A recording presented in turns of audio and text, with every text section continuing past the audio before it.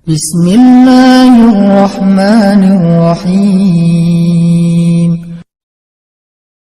Akhlak Nabi itu bisa buat orang yang benci sama beliau jadi jatuh hati kepada beliau. Kalau kita udah jatuh hati jadi benci. Kebalik. Nabi orang yang marah kepada beliau jadi jatuh cinta. Kita hampir jatuh cinta jadi marah. Kebalik nih akhlaknya. Berarti kita harus belajar banyak nih dari Rasulullah tentang akhlak.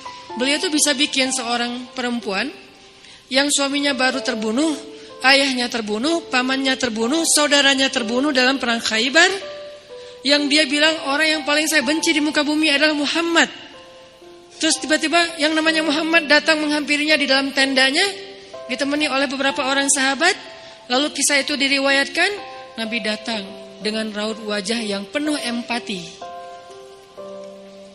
Dengan raut wajah yang penuh empati. Bukan raut wajah orang yang sebagai pemenang perang. Kan Nabi menang perang waktu itu. Sebagai seorang tuan, bukan. Yang empati. Yang kayak sahabat banget gitu. Datang Nabi duduk di sebelah Sofia.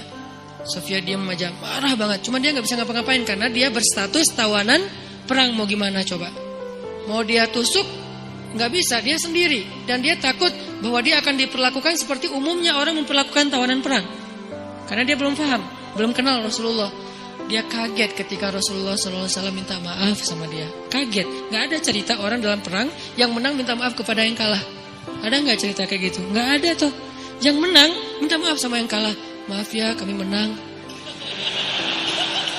Jangankan perang, sepak bola aja susah nyari yang kayak gitu kan ya. Ini akhlak nih untuk kita teman-teman di Bandung dengan Persibnya, nanti di Jakarta dengan apa Jakarta teh? Persijanya. Nanti yang menang siapapun yang tanding, maaf ya menang. Dari mana lo akhlak kayak gitu? Rasulullah. Karena yang itu lebih serius loh daripada bola. Bola kan cuma permainan, entertain, olahraga kan. Gak seserius perang. Perang itu serius. Kalah itu meninggal artinya, terbunuh. Kalau kita kalah paling ya kurangnya apa? Gak dapat skor gitu, gak dapat poin. Kalau itu kalah, terbunuh.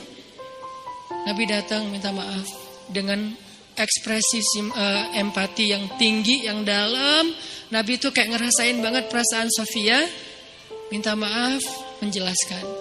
Sofia, maaf ya, aku ikut turut berduka atas wafatnya ayahmu, suamimu. Sofia marah banget. Terus Nabi menjelaskan apa yang terjadi.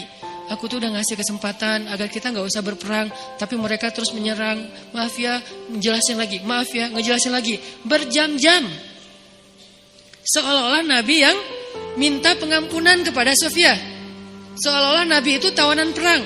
Minta maaf, menjelaskan kejadiannya. Minta maaf, menjelaskan. Terus kayak gitu dengan ekspresi serius. Dan kelihatan banget lah.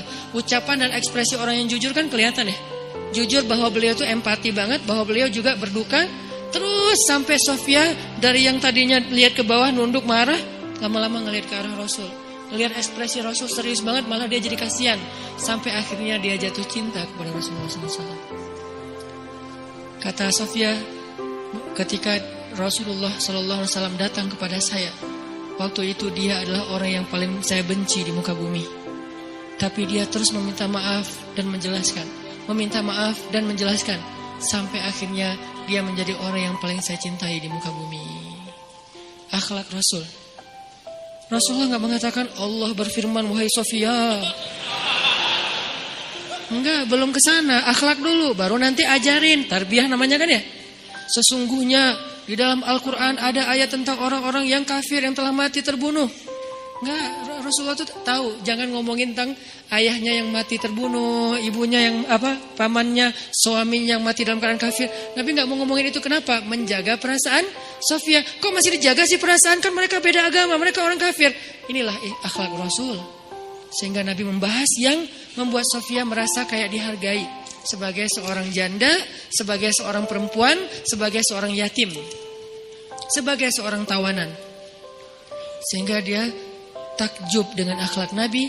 Akhirnya dia cerita, ya Rasulullah, belum beriman udah manggil, ya Rasulullah, saya pernah bermimpi bahwa dalam mimpi saya melihat ada rembulan di atas kota Madinah, lalu jatuh ke pangkuan saya.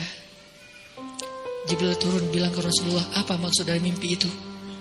Tahu nggak Rasulullah apa maksud mimpi? Apa Jibril? Maksudnya rembulan itu kamu. Maksudnya dia akan jadi istri kamu di dunia dan akhirat. Rasulullah langsung, aduh gimana ya? Rasulullah juga orang yang ra'fah banget tuh. Bil mu'minina ra'ufun rahim tuh Rasulullah. Gak enak, kan dia masih janda baru meninggal suaminya. Masa saya lamar gimana ya? Kata Jibril, ya Rasulullah, Allah suruh engkau melamar dia untukmu, menjadi istrimu di dunia dan di akhirat. Rasulullah dengan gak enak hati mengatakan, Safiyah, aku ingin melamar kamu. Safiyah, gimana ya? Itu mah cewek ya. Saya mencoba untuk menghayati kisah ini dari angle cewek elegan ya. Bukan cewek biasa. Oh boleh gak apa-apa sih. Gue sih enggak. Cewek elegan. Cewek elegan, cewek terhormat, cewek yang soleha walaupun belum beriman. Pasti dia gak akan bilang, Alhamdulillah Masya Allah, A-nya panjang gitu kan ya. Terus pakai emoticon berderai-derai. Enggak.